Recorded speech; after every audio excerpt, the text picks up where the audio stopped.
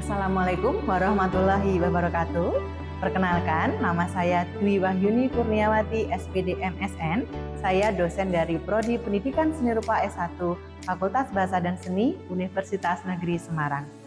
Pada kesempatan kali ini, saya akan memaparkan mengenai pernyataan diri dosen dalam unjuk kerja Tridharma Perguruan Tinggi atau yang disingkat dengan PDD UKT PT dalam bidang pengajaran yang saya lakukan. Pada kesempatan ini, saya akan memaparkan salah satu mata kuliah pokok yang saya ampu, yaitu Seni Batik.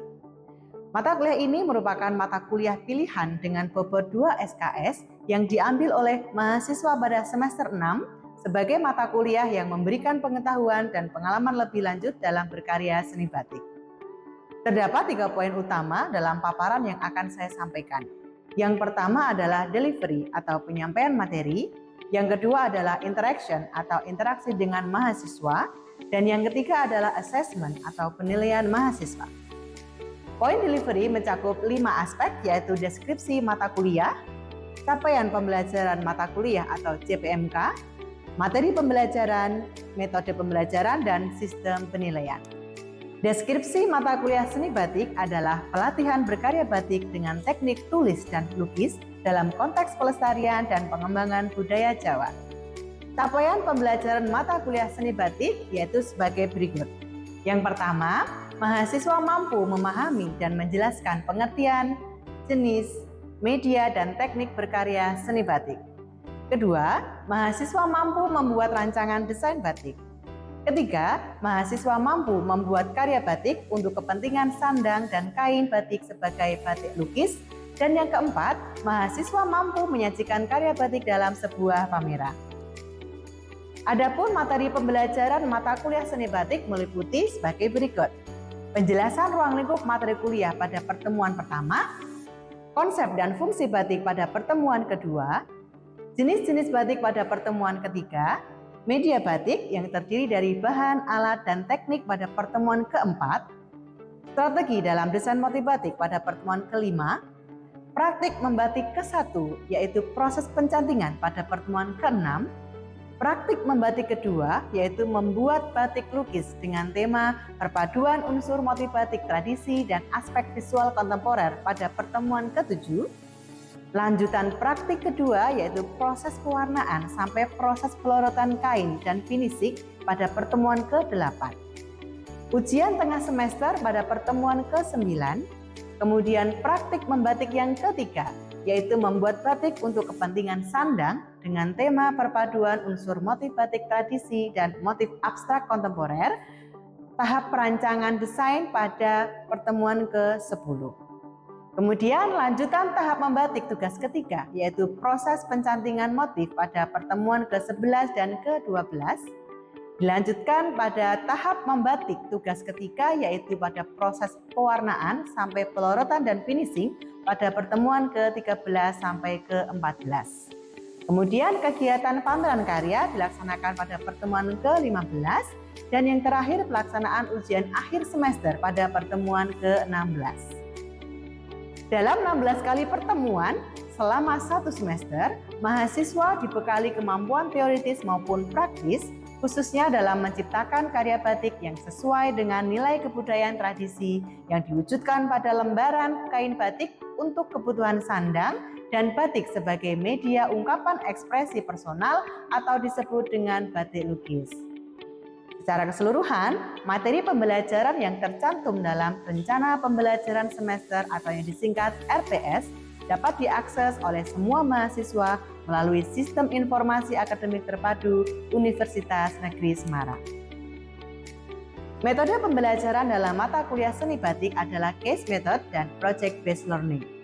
Case method dalam pembelajaran ini adalah pemecahan masalah yang terkait dengan perkembangan seni batik pada era digitalisasi dan industri 4.0, di mana terjadi beragam perubahan karakteristik dan fungsi batik, sehingga mahasiswa mampu menciptakan karya batik yang memiliki nilai estetika berbasis tradisi, namun juga mampu mengikuti selera dan kebutuhan konsumen atau apresiator saat ini.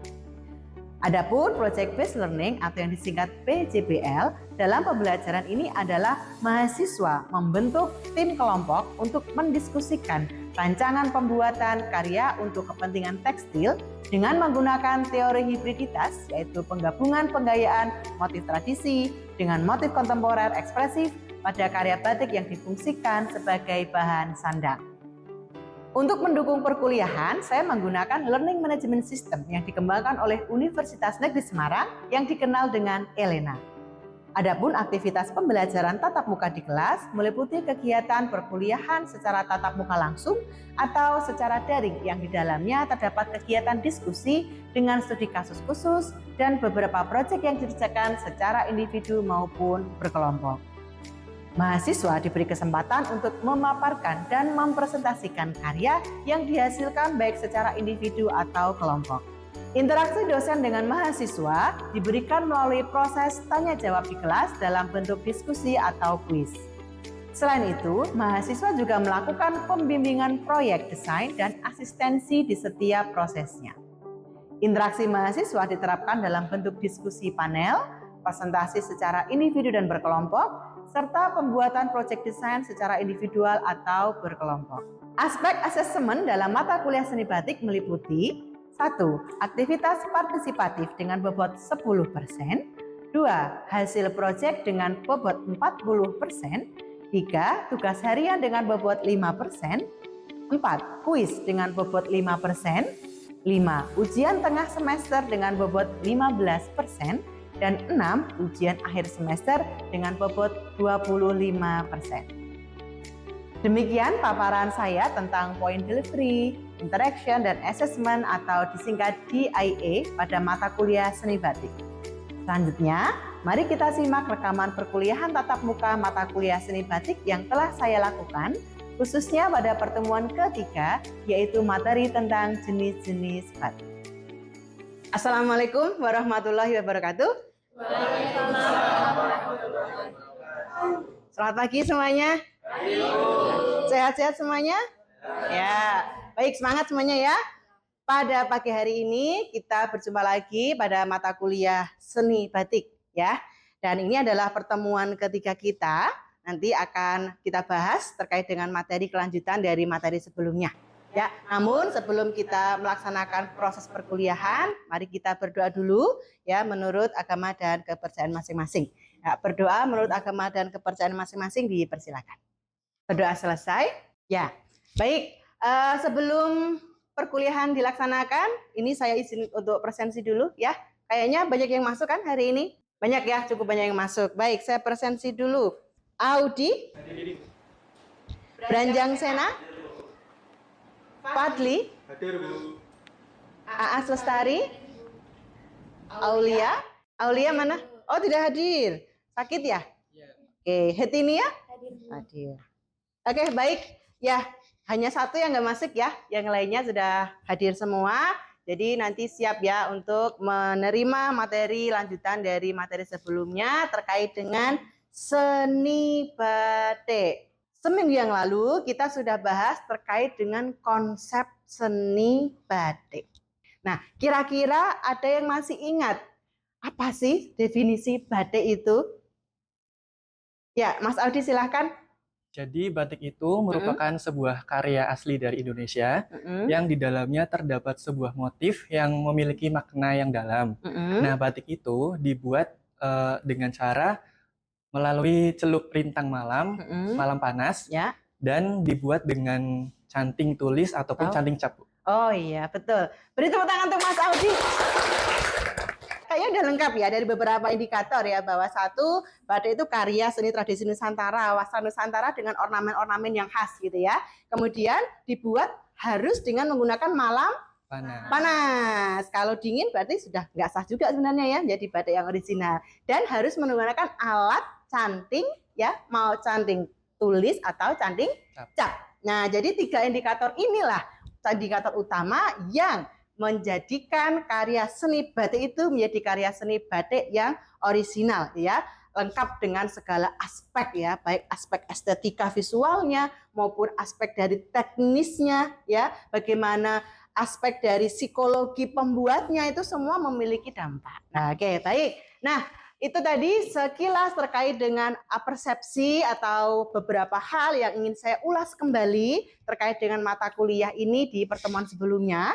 Nah, untuk pagi hari ini akan saya sampaikan materi seni batik yaitu terkait dengan jenis batik. Nah, gitu ya. Baik, coba saya teruskan ke slide-nya. Nah, terkait dengan jenis perkembangannya dari zamannya gitu ya. Ada batik di wilayah keraton gitu ya, di wilayah pesisir ya, kemudian di wilayah pedalaman, bahkan ada juga ya yang sudah meneliti menyebutkan ada batik pedesaan, desa-desa dari wilayahnya ya. Ada batik saudagaran yang memang tadi kata Mbak As menjadi barang komoditi gitu ya, itu menjadi barang dagangan. Nah, banyak ya. Nah, dalam pagi hari ini, pertemuan pagi hari ini akan saya spesifikkan jenis batik itu berdasarkan teknisnya. Baik, sekarang kembali lagi ke kelas bahwa tujuan utama kita ingin mendeteksi bahwa batik yang kita pakai, batik yang kita lihat, gitu ya, batik yang kita temui itu batik asli atau bukan. Nah, di layar sudah saya sampaikan ada batik asli dan ada tekstil printing bermotif batik. Apa itu, Bu? Gitu ya. Apa itu ada tekstil motif batik maksudnya? Gitu ya. Nah, mungkin kalau kalian belajar membaca buku referensi atau membuka di Google, di internet, di YouTube, dimanapun, banyak orang yang menyebutkan jenis-jenis batik. Satu, batik tulis, ada batik cap, ada batik printing, ada batik jumputan, bahkan ada yang menyebut batik ekoprint. Sering dengar ya? Nah, kemudian yang kedua itu ada batik printing katanya kalau kalian baca. Itu seperti yang ini. Tekstil printing bermotif batik. Jadi dalam selembar kain itu sepertinya ada motif yang bermacam-macam, ornamen khas seperti batik gitu ya. Nah, tapi sesungguhnya itu bukan batik.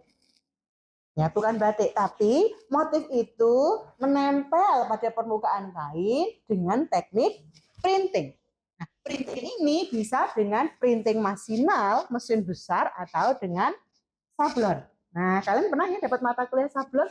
Tahu ya, ada skripnya ya, ada catnya dibesut. Nah, itu bisa dong motif batik di seperti itu kan secara teknis bisa ya.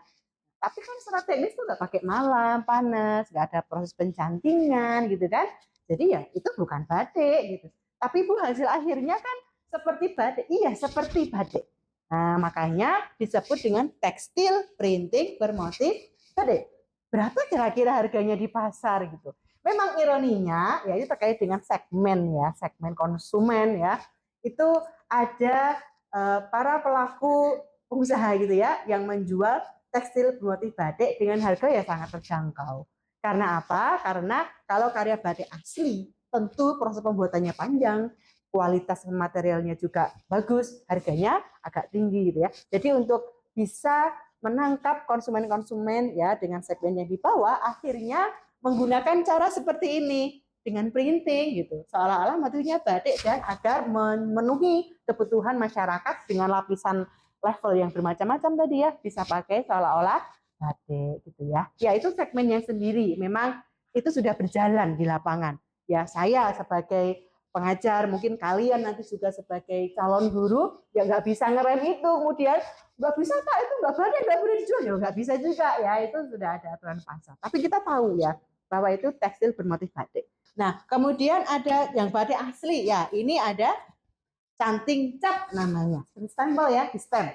Nah, taruh ke malam panas, kemudian distempelkan ya pada kain yang sudah ditaruh di meja gitu, berulang gitu ya.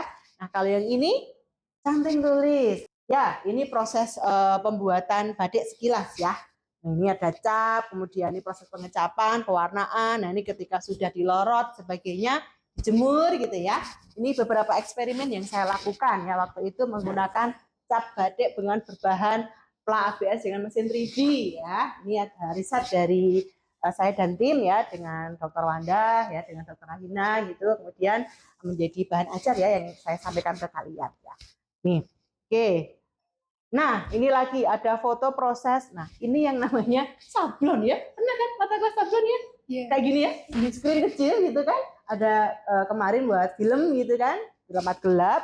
terus ada catnya dibesut, set, warna apa yang pertama, lagi warna kedua, begitu seterusnya. Menjadi seperti ini, ya bentuknya. Nah, ini adalah mesin. Kalau jadi juragan besar modalnya banyak, beli mesin ratusan juta, ya bisa. Ada motif-motif. Nah, inilah pelaku-pelaku yang menghasilkan tekstil printing bermotif batik. Dan jangan salah, itu juga produk-produk dari luar negeri yang masuk ke Indonesia. Jadi nggak semua dari Indonesia. Itu kasusnya dari ini ya, dilematikannya dari Kementerian Perdagangan, Perindustrian itu memang itu yang terjadi di lapangan. Untuk ngerem itu nggak bisa terkendali dengan baik. Sesuatu kasus tertentu ya. Baik. Sekarang kaitannya dengan jenis batik. Saya tampilkan di slide ada 2 foto yang bisa kalian lihat secara langsung di mana ya bagaimana posisi atau karakteristik visual dari batik asli dan tekstil bermotif batik. Ini secara umum dulu yang paling mudah dikenali itu adalah ini. Yang pertama, bahwa kalau batik itu batik asli yang dibuat dengan teknik tulis atau cap, itu bisa dilihat langsung aja gitu, lembaran kain dilihat. Dari permukaan sisi depan dan permukaan sisi belakang itu sama atau hampir sama. Ya, karena ketika batik itu dicanting ya, malam itu harus tembus ya, tembus. Kalau nggak tembus ya nanti warnanya gagal gitu. Tembus ya, warnanya ketika dicelup juga tembus ya, warnanya merah ya, celup merah semua gitu, depan dan belakang. Nah, sehingga ya karena teknis itulah ketika batik itu memang batik yang asli ya dengan teknik cap atau tulis, sisi permukaan depan dan belakangnya sama atau hampir sama. Karena ada batik yang alusan, ada yang enggak alusan. Nah, batik yang alusan itu bahkan proses pencantingannya sampai 2 kali bolak-balik ya, makanya kalau harganya mahal ya iya gitu ya, itu butuhkan waktu, energi, kesungguhan gitu. Nah, kalau yang batik agak kurang sama gitu ya, itu karena cuma sekali sih, malamnya tembus tapi nggak ditembusi lagi, cepet-cepetan buatnya biasanya, itu juga ada. Nah, itu juga masih tergolong batik ya.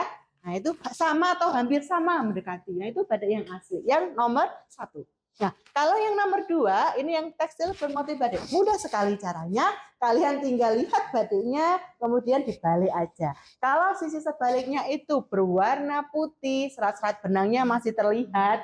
Nah, ini adalah ciri indikator kuat bahwa kain itu adalah tekstil bermotif batik. Ya, kenapa demikian? Ya, karena proses pelekatan ornamen ini itu dilakukan dengan mesin printing atau sablon ya, cat yang langsung melekat satu sisi ya, gitu. Tidak ada cat yang tembus gitu kan. Nah, sehingga bagian sisi depannya itu tajam sesuai desain, tapi bagian belakangnya tetap putih, bersih, nggak kena warna ya.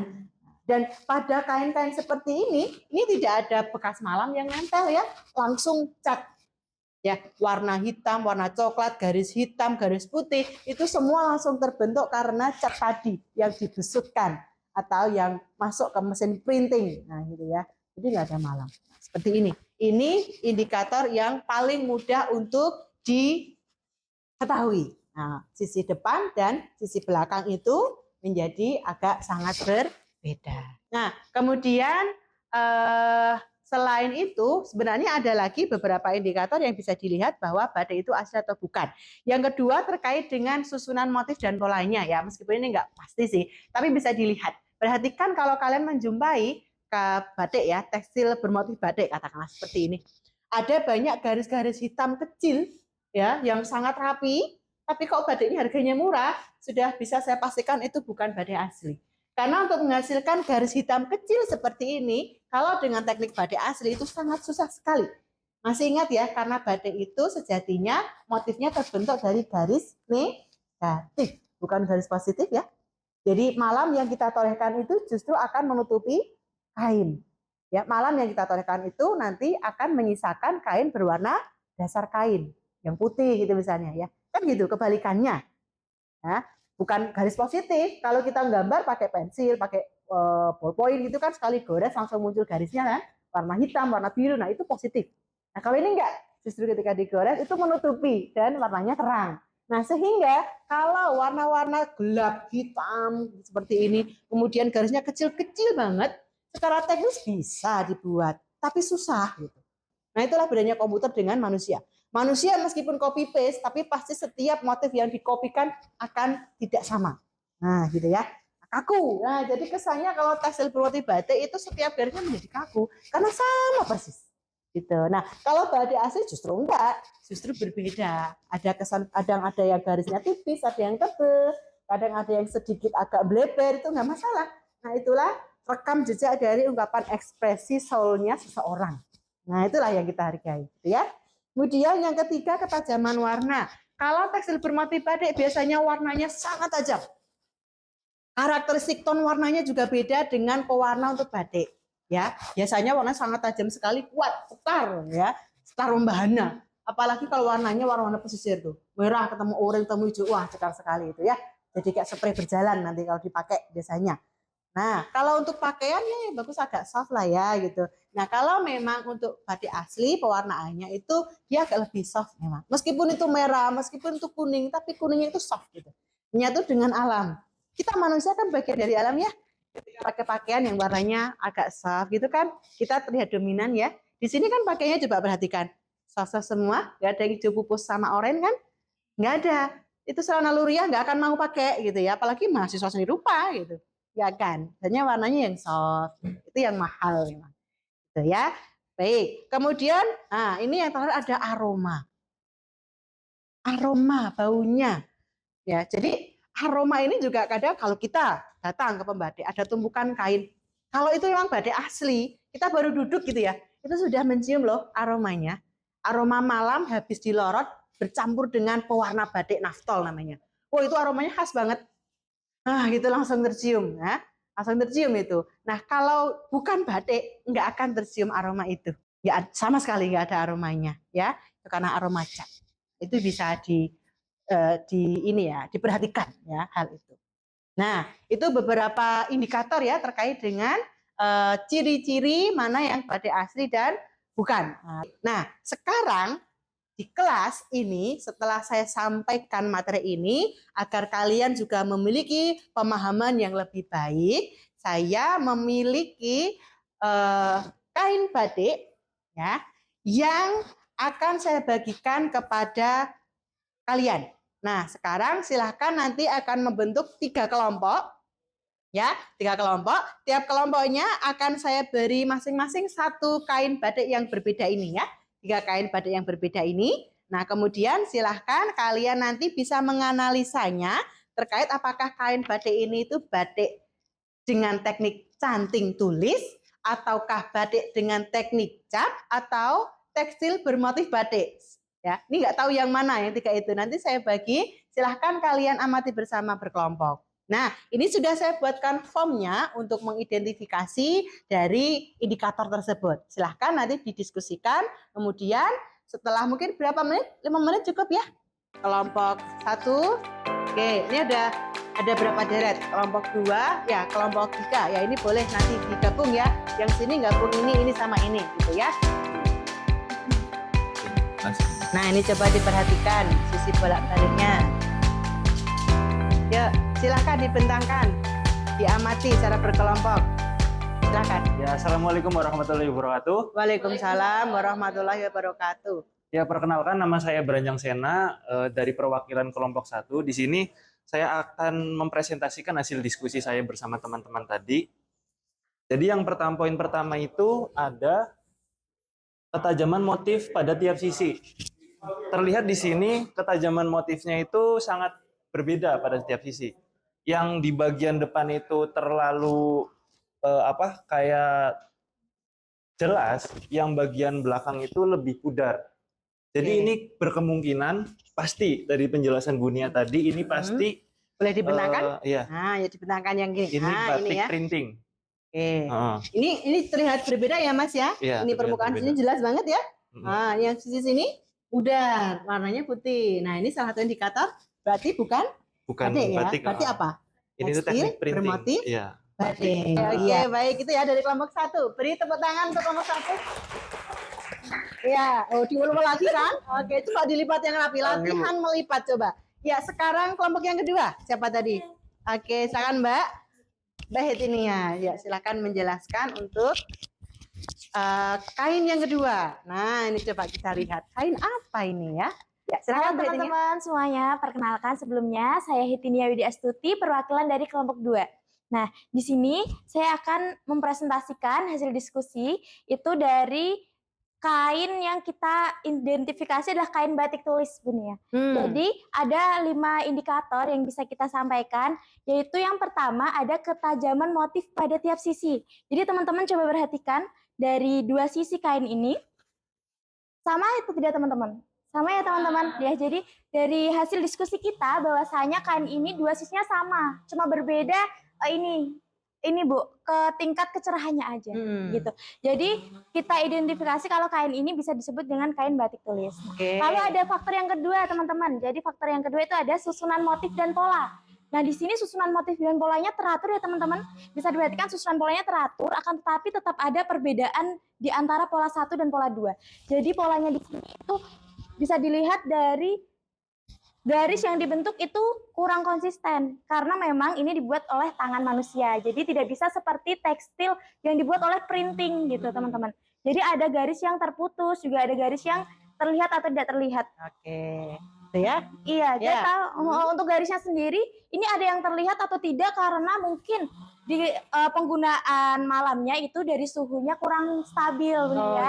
Jadi ada yang panas, ada yang kurang panas. Oh, betul gitu. sekali. Baik, yang Untuk indikator selanjutnya. indikator yang ketiga ada ketajaman warna, teman-teman. Jadi ketajaman warnanya ini kan warnanya merah, akan tapi tidak mencolok.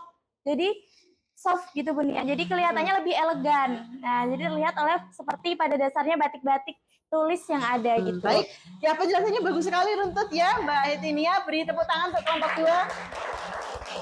Ya, selanjutnya ya baik, sudah dijelaskan dari kelompok 1 diwakili Mas Branjang. Ini adalah tekstil bermotif batik dibentangkan.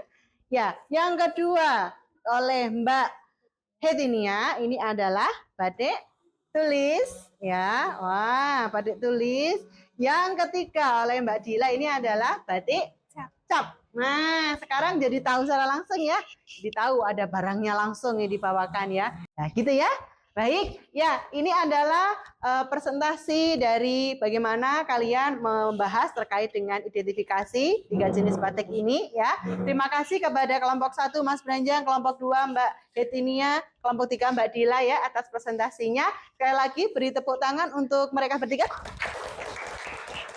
Ya, bisa kembali lagi ke tempatnya masing-masing ya. Dari apa yang sudah disampaikan ya, apa yang saya jelaskan di materi, apa yang kalian diskusikan, apa yang dijelaskan oleh perwakilan kelompok, kiranya ada yang ingin ditanyakan? Sudah paham semua ya? Sudah dalam diskusi, sudah paham semua?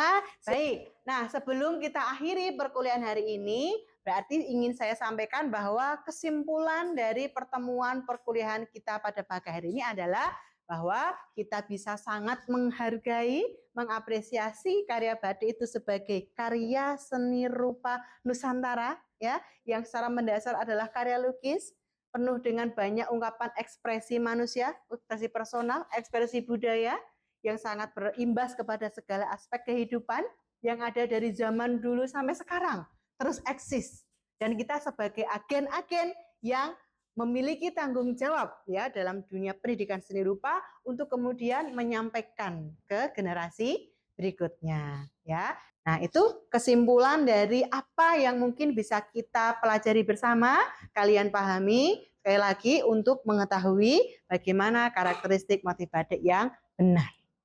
Gitu ya. Baik, mungkin itu penjelasan materi saya pada pagi hari ini. Kemudian silahkan nanti persiapkan untuk kalian, saya beri tugas secara terstruktur, nanti bisa diakses di Elena ya, dibuka di pertemuan ketiga, nanti silakan bisa dikerjakan. Terima kasih atas perhatiannya. Wassalamualaikum warahmatullahi wabarakatuh. Waalaikumsalam warahmatullahi wabarakatuh. Terima kasih. Ya, sama-sama. Demikian paparan saya mengenai pernyataan diri dosen dalam unjuk kerja Tridharma Perguruan Tinggi atau PDD UKCTT pada mata kuliah Seni Batik. Semoga bisa memberikan gambaran yang jelas mengenai aspek delivery, interaction, dan assessment yang dirancang dan dilaksanakan dalam mata kuliah tersebut. Terima kasih. Wassalamualaikum warahmatullahi wabarakatuh.